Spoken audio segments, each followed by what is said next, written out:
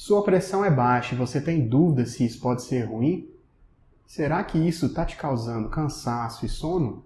Será que isso pode ser algo mais grave e devo me preocupar?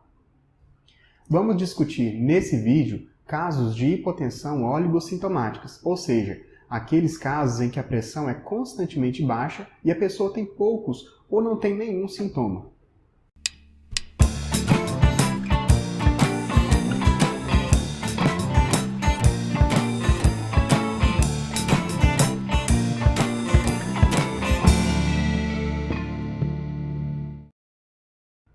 Primeiro, como sempre, vamos a algumas definições.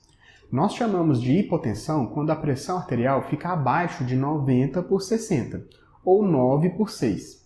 E basta um deles, ou seja, 8/6 ou 10/5, por exemplo, já são considerados hipotensão.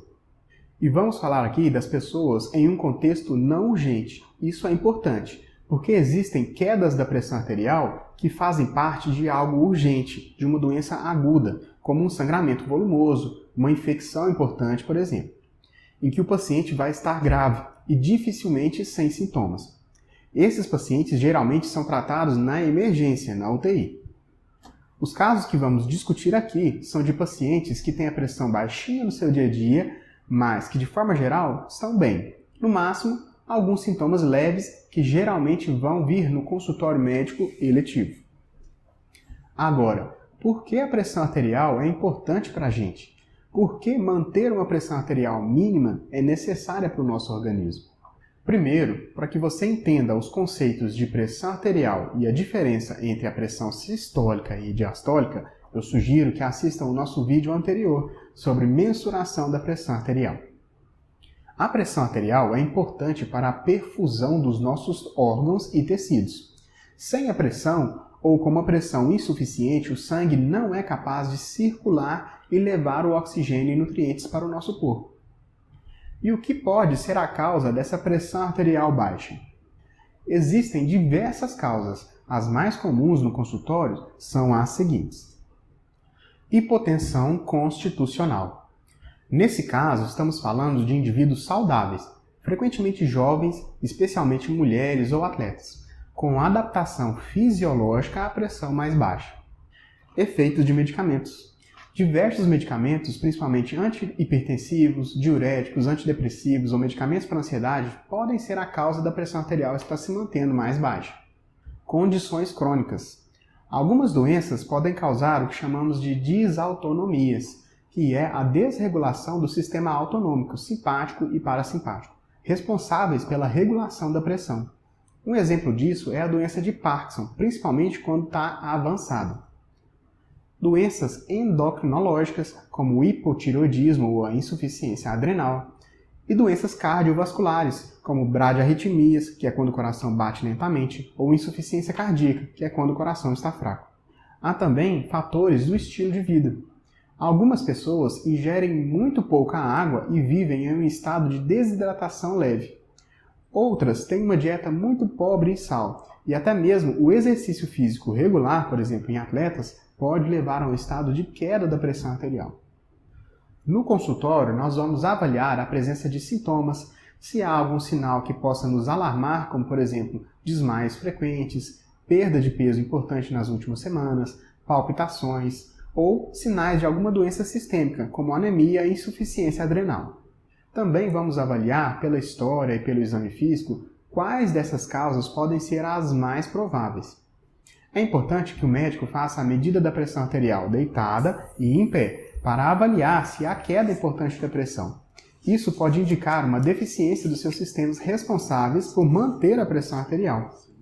Por fim, alguns exames podem ser necessários para uma avaliação mais pormenorizada. Exames de sangue como o hemograma, função renal, eletrólitos, principalmente o sódio e o potássio, que podem apontar para uma doença da glândula suprarrenal, assim como a dosagem de cortisol e a avaliação da função tireoidiana são importantes. Além disso, um eletrocardiograma e um ecocardiograma podem ser importantes para a avaliação do bom funcionamento cardíaco.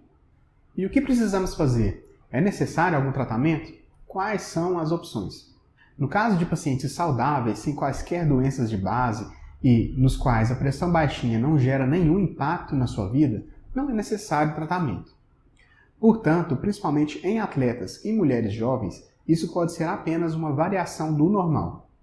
Para aqueles que possuem uma causa bem definida, o tratamento obviamente deve ser direcionado para essa causa, como a troca ou suspensão da medicação, por exemplo, ou o tratamento da doença, como o hipotireoidismo ou a deficiência adrenal.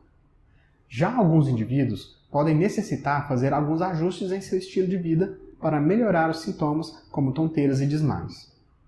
Isso pode incluir um aumento da ingesta de sal e de líquidos, evitar levantar-se rapidamente e até o uso de meias de compressão, principalmente para aqueles que possuem uma queda da pressão ao se levantar.